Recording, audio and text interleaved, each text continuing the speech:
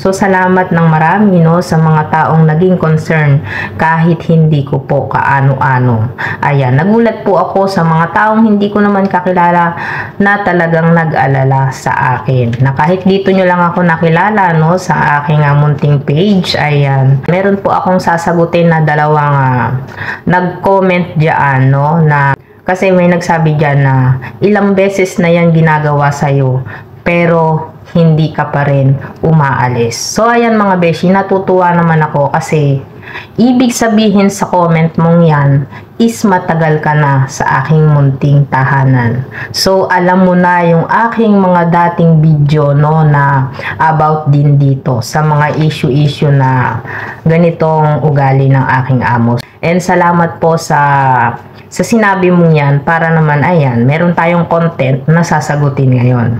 So, ganito kasi yan mga beshi, OFW po kami.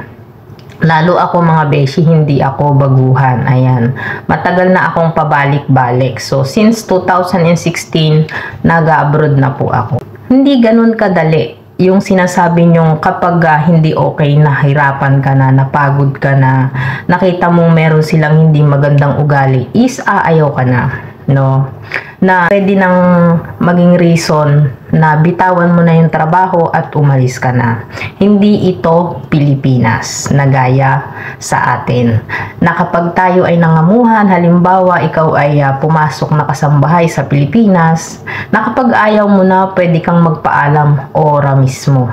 Dito may sinusunod na kontrata, may sinusunod na rules bago ka umalis sa kanilang poder. And maswerte ka kung papayagan ka nila. So, kung gusto mong maging maayos, no, ang iyong pag-alis dito sa poder ng amo mo, gawin mo talaga ang the best mo. Kahit na ganyan ang ugali nila, alam nyo mga beshi, kahit na nakita nyo kung naghahagulgol dyan sa aking live, no, nakipag-usap pa rin po ako ng maayos. Dahil kapakanan ko and walang pwedeng makatulong sa akin dito sa loob ng bahay kundi ang sarili ko lamang. Yes, nadaingan ko kayo. Yes, nakapag-chat ako. Nakausap ko yung iba kong mga kaibigan, no? Nakapag-chat ako sa pamilya ko. Handa kayong mag-share ng mga videos ko. Pero hanggang dun lang yun. Kasi dito mga beshi, hindi ka i-rescue hanggat walang nangyayaring masama sa'yo.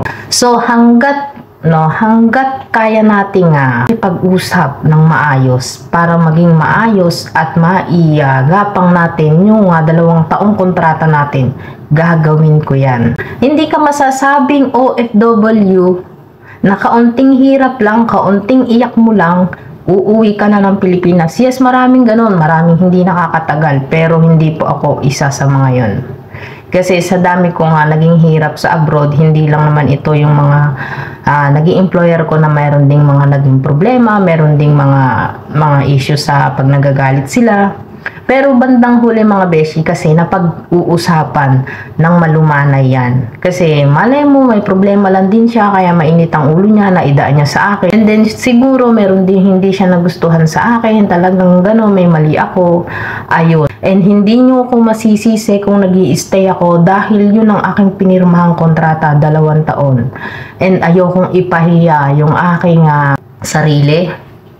Na dahil lang sa gano'n, uuwi ako mukhang kawawa. Nasasalubungin ng pamilya, umiiyak, hindi maganda yung iniwanang bansa. And baka magka-problema pa bandang huli. Kaya talaga mga beshi, kapag nagkaka-problema dito, iniisip ko muna. Iniisip ko ng ilang beses kung talaga bang magpapahatid ako. Sige, i-grab natin yung sinasabi nila, pero pagka kinausap na ako ng malumanay ng ama, lalong ganun, alam nilang may mali din sila. Bakit hindi tayo lumumanay din, 'di ba? Hindi naman natin sila pwedeng labanan. Ayan. Hindi ito Pilipinas, wala tayo sa bansa natin, wala akong karapatang magreklamo ng ganon na ako pa magpamatigas. And then sa nagsasabi diyan na mga beshi na bakit hindi ka muna tumawag sa Pilipinas? Ganito yun mga beshi. Sa mga hindi pa po talaga nakakakilala sa akin na yung parang binabash nila ako kasi Ang sabi nila, bakit daldal daw ako ng daldal? Hindi mo na daw ako tumawag sa amin. Ang nanay ko, nag-iisa lang sa amin. Ayan. So, wala siyang cellphone na laging online. Nag-o-online man yan, may oras. Ang hipag ko, nag-o-online man yan, may oras. Kasi nga, hindi maganda yung signal sa amin.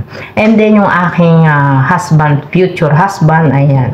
Medyo, yung tumana nila, yung booking nila, medyo malayo din. Pero pero kasi, nung time na yun, mga beshi, busy pa siya, no? Marami din kasi siyang trabaho sa bukid. Ayan. So, hindi po agad-agad, no, na emergency na makokontak sila.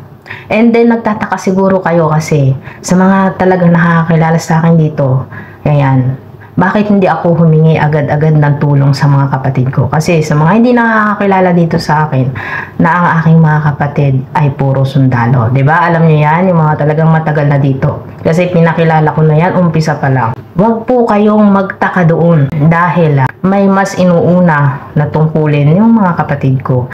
Hindi nila ako mauuna dahil may mas inuuna silang trabaho. So, sa mga nagtataka dyan na mga sundalo na may mga kapatid niyan bakit hindi siya magpatulong sa mga yon?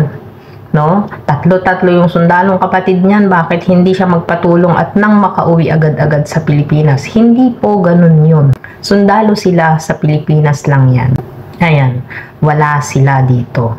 And kung halimbawa man na humingi sila ng tulong sa Pilipinas, kailangan pa rin talaga, mga beshi, na pauuwiin ka ng may valid reason, yung may mabigat na reason. Halimbawa, binugbog ka na ng amo mo, ganun po talaga. Kailangan mong hintayin na sumalat yung balat nila sa'yo na nabugbog ka na pasaan ka, may mga proofs ka na kinawawa ka nila, hindi ka pinasahod ng ilang buwan, ginugutom ka.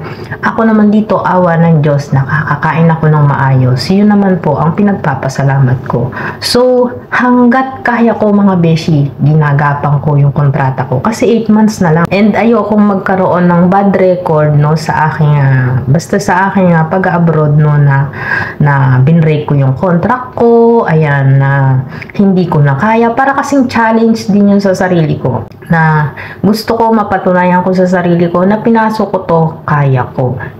Na makakauwi ako ng maayos, na makakapagpaalam ako sa kanila ng maayos. And yung aking passport, sa nagtatanong yung sa passport ko, hindi ko po hawak ang passport ko. Walang mga Arabo dito. Madalang na madalang, no, ang sumusunod sa rules na hawak ng kadama yung passport. Walang ganun.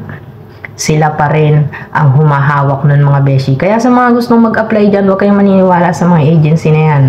Nahahawakan niyo yung passport, napipirma kayo na kung ano yung nasa contract, yun ang masusunod, wala kayong rest day dito. Hindi nyo hawak yung rules na gusto nilang ipatupad dito sa loob ng bahay. So, patibayan lang talaga ng loob. Sa mga talagang ayaw nila doon sa ginawa kong live, bahala kayo dyan. Bahala kayo dyan. And basta, salamat sa Diyos kasi okay naman na ulit ang lahat. So, ipagpe-pray natin yan na sana matapos natin and makauwi tayo ng ligtas sa Pilipinas. Salamat, mga beshi. Magandang araw.